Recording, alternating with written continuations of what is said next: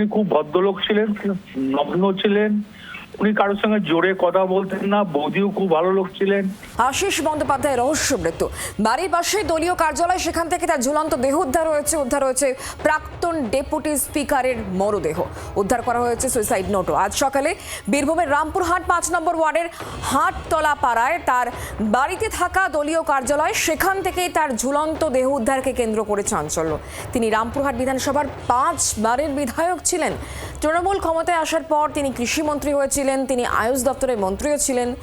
এবার তিনি বিজেপি প্রার্থী ধ্রুব সাহার কাছে পরাজিত হন। তার দেহ উদ্ধারকে কেন্দ্র করে চাঞ্চল্য সৃষ্টি হয়েছে। এখনো পর্যন্ত তার মৃত্যু নিয়ে কি জানা যাচ্ছে, লেটেস্ট আপডেট কি জানবো, কথা বলবো। আমাদের সঙ্গে রয়েছেন আমাদের বীরভূমের প্রতিনিধি প্রসেনজিৎ মালাকার। প্রসেনজিৎ, কি খবর পাচ্ছ এখনো পর্যন্ত? দেখো, এখনো পর্যন্ত আমরা যা জানতে পারছি তাতে ইতিমধ্যেই দেহ উদ্ধার করা হয়েছে এবং পুলিশ ময়নাতদন্তের জন্য নিয়ে যাচ্ছে। এবং গোটা ঘটনাতে তুমি দেখো, যেভাবে একটি সুসাইড নোট উদ্ধার হয়েছে, সেখানে কিন্তু আশিস বন্দ্যোপাধ্যায় তিনি উল্লেখ করেছেন যে টিআরডি অর্থাৎ যে তারাপীঠ উন্নয়ন পর্ষদ রয়েছে, যে টিআরডি এর চেয়ারম্যান ছিলেন তিনি বিগত সময় নির্বাচনের আগে পর্যন্ত, সেখানে কিন্তু তার বিরুদ্ধে নানান দুর্নীতির অভিযোগ তোলা হয়েছে। এমনটাই তিনি দাবি করেছেন সেই চিঠিতে, এবং তিনি বলেছেন এগুলি সকলেই মিথ্যা অভিযোগ। তিনি দাবি করেছেন এই সুসাইড নোটে যে কোনোভাবেই কোনো দুর্নীতি তিনি করেননি।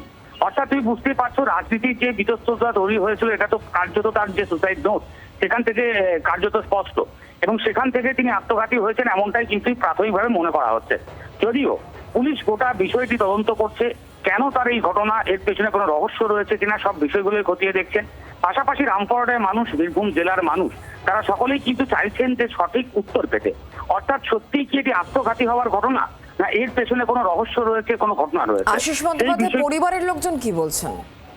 দেখো, পরিবারের তরফ থেকে এখনো কোনো বক্তব্য পাওয়া যায়নি, কারণ বুঝতেই পারছো যে সকালে ঘটনার কথা সামনে আসার পরই পুলিশ প্রশাসন ইতিমধ্যে বাড়িতে রয়েছেন, তাদের সাথে কথা বলছেন, জানার চেষ্টা করছেন। পাশাপাশি বলা যেতে পারে তার যারা রাজনৈতিকভাবে যারা অনুসরণ করতেন তারাও ইতিমধ্যে উপস্থিত হয়েছেন। আর তুমি জানো যে রামপুরহাট শহরের প্রায় 5 বারের বিধায়ক তিনি রামপুরহাট এলাকার।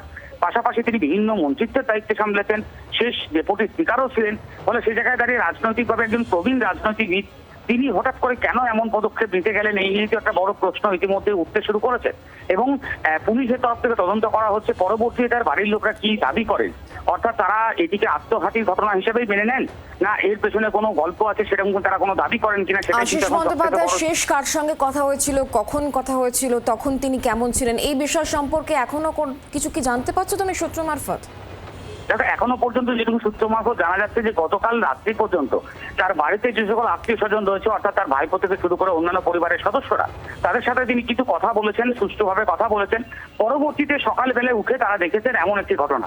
ফলে সেখানে দাঁড়িয়ে প্রশ্ন উঠছে যে রাত্রেবেলায় সুষ্ঠুভাবে বাড়িতে কথাবার্তা বলার পরে, তারপরে এই ঘটনা ঘটার পরে আমরা যেহেতু জানতে পারছি সূত্র মারফত যে সেখানে কোনো অসঙ্গতি ছিল কিনা বা কোনো রকম কোনো কথাবার্তা তিনি বলেছেন কিনা, সেগুলোই কিন্তু পুলিশ এই মুহূর্তে তাদের বাড়ির লোকের সাথে কথা বলে জানার চেষ্টা করছেন। এবং রাত্রেবেলাতে সুস্থ মানুষ, তিনি বাড়িতে থাকছেন, কথা বলছেন, সকালে তার ঝুলন্ত দেহ উদ্ধার হচ্ছে। ফলে সেই জায়গায় দাঁড়িয়ে মানে কোনো অস্বাভাবিকতা ছিল না বলছো তুমি? দেখো, এখনো পর্যন্ত আমরা সূত্র মারফত যেটা জানতে পারছি যে রাত্রেবেলায় তুমি আমাদের সঙ্গে থাকো প্রসেনজিৎ, আমি তোমার সাথে কথা বলবো। তবে তার আগে এই মুহূর্তে আমরা টেলিফোন লাইনে যোগাযোগ করতে পেরেছি অনুব্রত মণ্ডল, তৃণমূল কংগ্রেস নেতা আমার সঙ্গে রয়েছেন টেলিফোন লাইনে। অনুব্রত বাবু, আশিস বন্দ্যোপাধ্যায় খবর তো আপনি জেনেই গিয়েছেন এতক্ষণে, কি বলবেন? কেন বলুন। আমি একটা কথা বলি, উনি খুব ভদ্রলোক ছিলেন, নগ্ন ছিলেন, উনি কারোর সঙ্গে জোরে কথা বলতেন না। বৌদিও খুব ভালো লোক ছিলেন। ওনার এক ছেলে, উনি কোন রকম কোন দিকে ওনাকে মানুষ যদি ওই 21শে জুলাই আমাদের শক্তিগড়ে ওখানে একবার হ্যাকেল করা হয়েছিল, উনি কিন্তু ওই টাইপের লোক নয়। উনি কিন্তু মাটির মানুষ। ওনার সঙ্গে আমি কংগ্রেস আমল থেকে রাজনীতি করছি, উনি কোনদিন লোকের সঙ্গে ঝগড়া করে না, উনি কোনদিন জোরে কথা বলে না। এই কারণে ওনার সম্বন্ধে ওটা আমি এখানে ওয়েস্ট বেঙ্গলের মানুষজন আসতে জানা যে কি ধরনের লোক। কেন এরকমটা হলো বলে আপনি মনে করছেন? এই মৃত্যুর পেছনে আমি বুঝতে পারছি না কেন এটা করলেন উনি। উনি তো এই টাইপের লোক ছিলেন না, উনি খুব ধৈর্যশীল লোক ছিলেন, লোককে বোঝাতেন, কোন জায়গায় জোরে কথা বলেন কারোর সঙ্গে। মানে উনি সত্যি আত্মঘাতী হয়েছেন কিনা এই প্রশ্ন আপনার মনে জাগছে?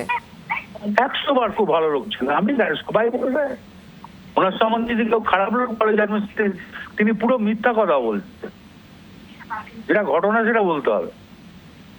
মানে আপনি এই আত্মঘাতী হওয়ার পেছনে প্রশ্ন তুলছেন, আত্মঘাতী হয়েছেন কিনা এটাই প্রশ্ন, তাই তো আপনার?